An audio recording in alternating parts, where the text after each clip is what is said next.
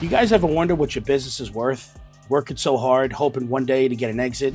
Today, I'm going to give you the real deal about exiting a contracting company.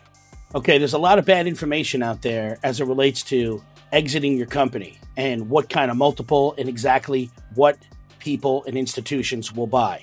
I'm going to give you the straight dope right now. The only thing that's valuable in a contracting company to any acquiring partner is going to be a backlog. Your equipment and your tools, unless they're extremely specialized, are intrinsic value baked into the deal. Nobody cares about them. They're necessary in order for you to prosecute your work to get revenue. It's already baked in. Nobody cares. Your human resource has a value to it, definitely without a doubt. But just your tools and your human resource, nobody cares about and nobody wants to buy. The only thing that people buy are contracts or a backlog. You're going to hear that from an acquiring party. What is the backlog? Well, if you don't have backlog, then quite frankly, you have no value. You're not going to exit. And that's okay.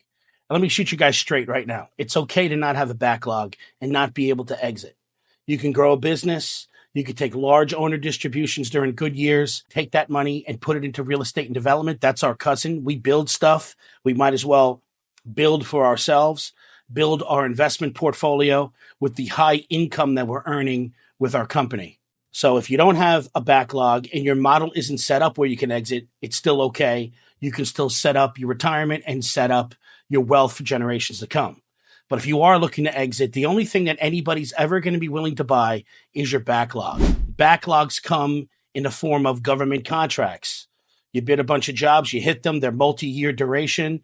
You're only 6 months into them. You still got 3 years left of billing. That has a value. That is something somebody would buy. Or you're an emergency response contractor and you sign accounts with property managers. There's a great likelihood that you're going to get called in on those accounts. They're multi-year accounts. Those are contracts. Those are something somebody be interested in buying. If you do projects that are just one-off, nobody's interested in it. If the funnel that you're using breaks down, or if you're the sole salesperson and we earn you out and you exit and there's nobody to take your place, why would that be something anybody would be interested in buying? That's just a hard truth. So don't listen to the guys on here that say automate your business and you can exit. These are $5-10 million contractors. These are tiny guys. I'm talking to you from experience. What's going to happen is any company that comes in and gives you a letter of intent and wants to go through the books and do due diligence, they're going to hire a guy like me to come in, and I'm going to be paid to rip the thing to shreds. Now, if you do have a backlog, because I know there are guys probably listening to this and saying, hey, listen, I can hack the system. I've seen it a million times. Okay, guys go in and bid jobs super low, pick up 10 jobs in a row, and load the books. Every time I see guys winning projects that are super low, can't even build it for the price that they're bidding, I know it's because they think that if I load the books with these contracts, I can exit. And usually they're setting themselves up for an exit. But it's fool's gold. They're doing the wrong thing. Because due diligence is going to have somebody like me come in there, and I'm going to look at those estimates. And I'm going to look at what those margins are. Forget about a multiple on EBITDA. So there's a multiple on EBITDA. That's how you're going to price and evaluate your company. But when we do a deep dive into the backlog, I'm going to be looking at those individual estimates. The net margin on the projects is what matters. Okay, so if you're bidding the job with RS means, which is probably what you're doing, which is a good thing, you should also have a database if you're self-performing work.